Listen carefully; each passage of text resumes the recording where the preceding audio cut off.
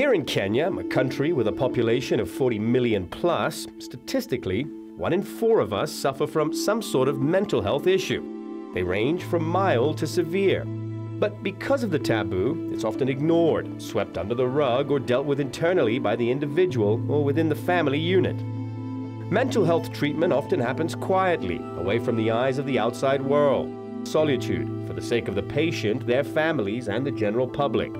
Those with mental health illness are generally not treated with the same respect, dignity, and care as those with more traditional types of illnesses. As a nation, we have tended to stigmatize people with mental health. This is unfortunate because people with mental illness have the rights like anybody else. They have the right to quality health care, just as other people do need access to quality health care. Here, next to the bustling Mathari informal settlement on the outskirts of Nairobi, is Kenya's only psychiatric hospital. Formerly named the Nairobi Lunatic Asylum, its doors were officially opened in July of 1910, at the site of a smallpox isolation center. To this day, Mathari Hospital houses individuals who, for a myriad of reasons, are deemed unfit to coexist with the general public.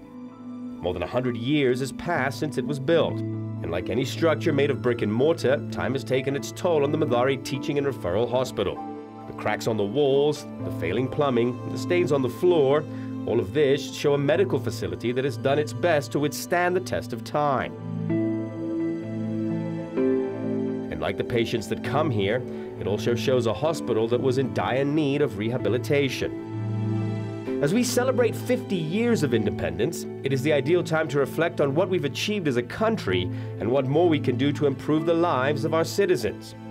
If you see the inhumane way that people are treated in mental hospitals around the world, you'll see again that something has to be done. And for us, when we went to see the project, you know, it was almost primitive the way some people are being treated. And of course, government doesn't have the finances to meet all of these demands. And so we felt that it was something which would leave a lasting difference. I specifically thank Safaricom Foundation for the 50 million donation to Mathari Referral Hospital. This money will renovate 3 wards, provide beds, office furniture, and laundry equipment. We can emulate Safaricom's noble example. Together, as individuals, as responsible corporate organizations, we can make a difference in the lives of needy Kenyans. Our 50-year milestone offers us an opportunity to reposition our nation and transform and enhance the quality of life for Kenyans. So Kenya at 50 has therefore identified a series of deliberate initiatives which will involve social and economic activities across the country with long-term positive impact. The contractor came to the site late July last year, and that is when our work of project management started. By project management, we mean that we had to ensure that the works were carried out to the specifications within the time schedules and within, as much as possible, the cost that had been identified when we went to tender. The works were basically rehabilitation of defective components of the buildings, improvement of some of the areas, including creation of spaces within the wards, and creation of new facilities altogether for the wards. For the laundry, the hospital required washers, turbo dryers, required ironing facilities, required wash sinks, trolleys, and tables.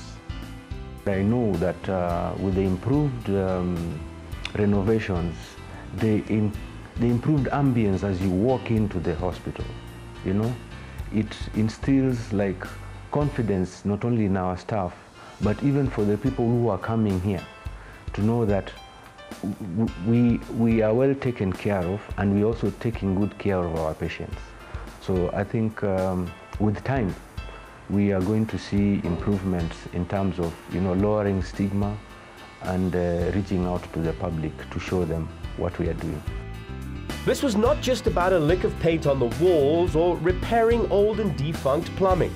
This was about creating a new environment and a place where patients can find the means to get better and to finally reintegrate themselves into society.